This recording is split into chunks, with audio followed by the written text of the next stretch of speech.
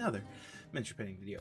And in today's video, we are going to be breaking into the limited edition Harengon Nolzur's Marvelous Miniatures Paint Night Kit.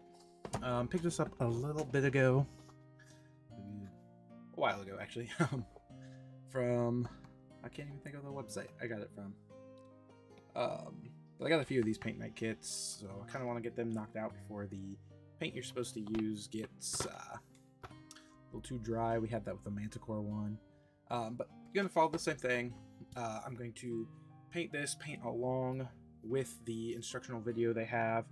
Kind of let you guys know my thoughts. Kind of a review and paint all together, which is kind of cool with these. So these do come with the painting supplies. So let's go ahead and get this open if I can. I don't have a pocket knife, but I do have a molding tool, so I'll just pop that open. Okay, so real quick, the box just kind of shows off the colors and what's included. So we got Ghost Gray, Steel Gray, Elfic Flesh, Elf Skin Tone, Leather Brown, Squid Pink, Gunmetal, and Black.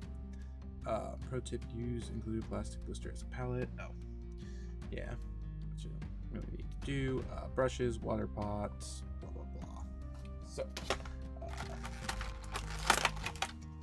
we have our colors, which I will open these off cam so that way you guys aren't destroyed by that plastic crinkling, even though that's probably destroying you guys. Here's the other colors. So these are all Vallejo colors, which I always thought was weird because the D&D paint set is from Army Painter, but the Paint Night kits are always Vallejo. It's weird. Here's a little water pot. I have a jar, so really won't need that. It does come with 2 brushes that I will use, because honestly, they weren't that bad of brushes. They got ruined pretty quick, but we have a multi-purpose and a fine detail brush from WizKids. Then we have the actual mini, maybe.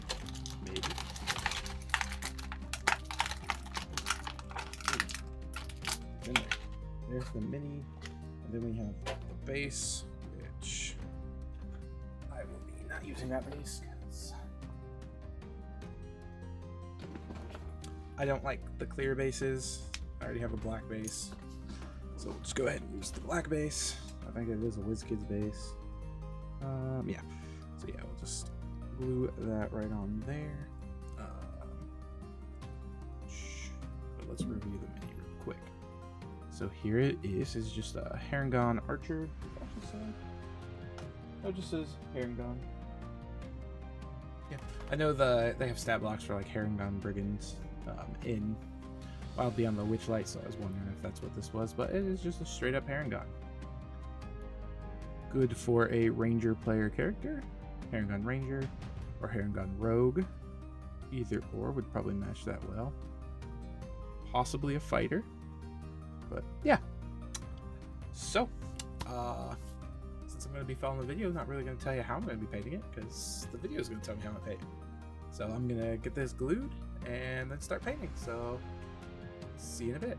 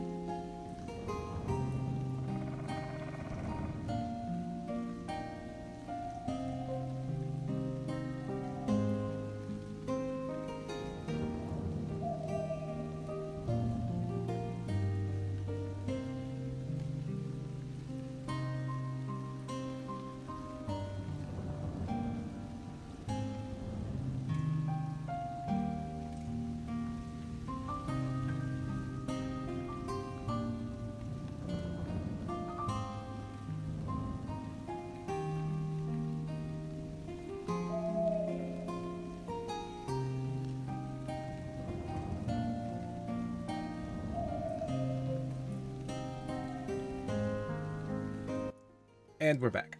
So, that felt more like just a dry brushing session than actually painting, which isn't necessarily a bad thing. I learned some cool tricks.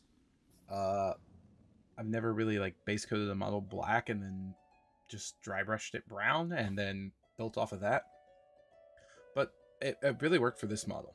But before I really get into that, if you haven't already, hit that thumbs up button.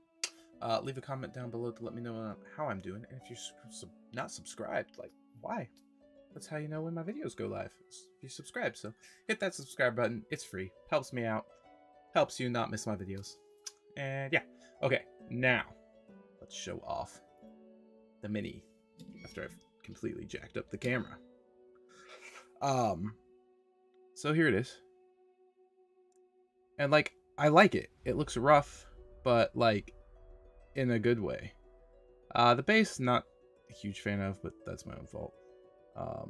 Also, I don't like that they said, oh hey, that color that you used for the band and the little scarf, which I think was the steel gray mixed with some black, just like a little bit of black. Hey, go ahead and paint that on the feet too. And I'm like, okay.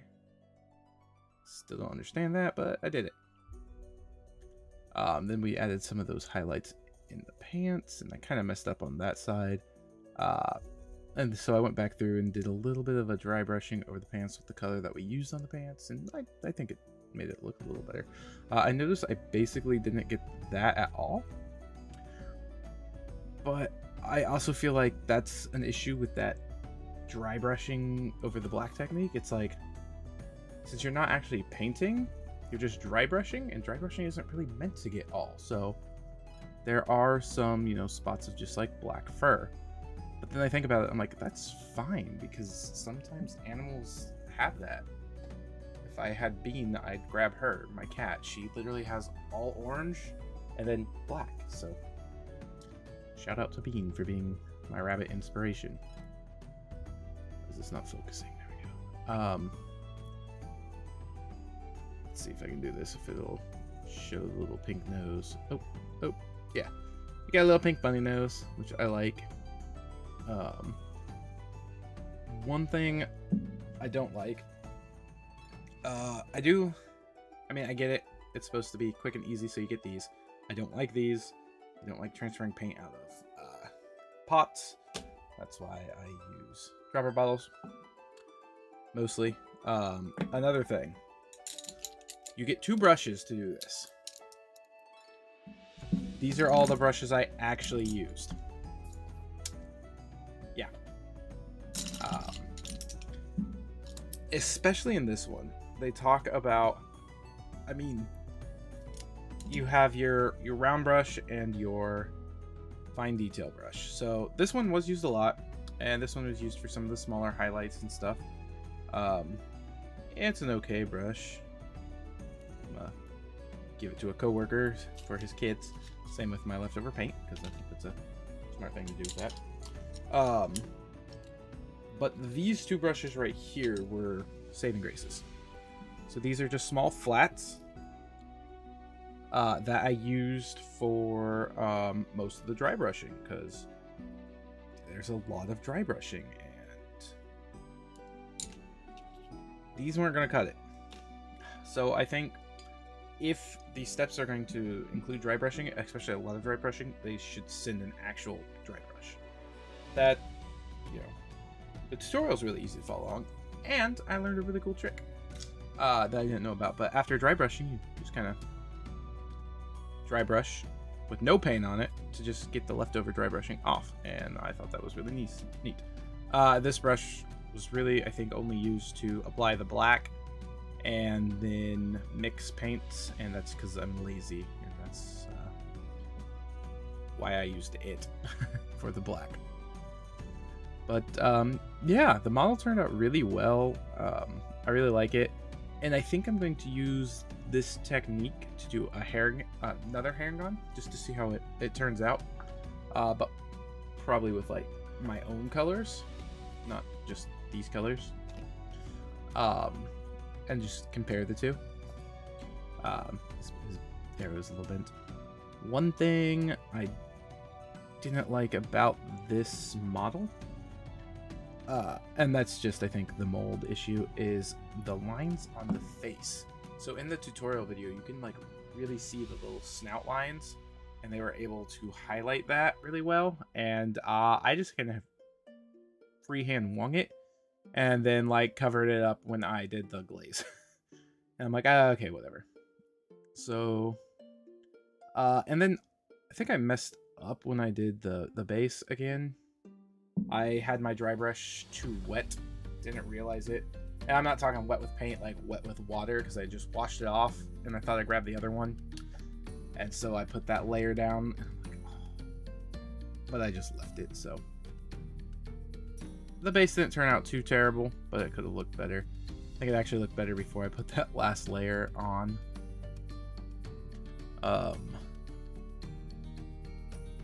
Yeah, I think that's about it for our lovely Harengon. This is, again, the Harengon paint kit, D&D Nolzur's line, I think.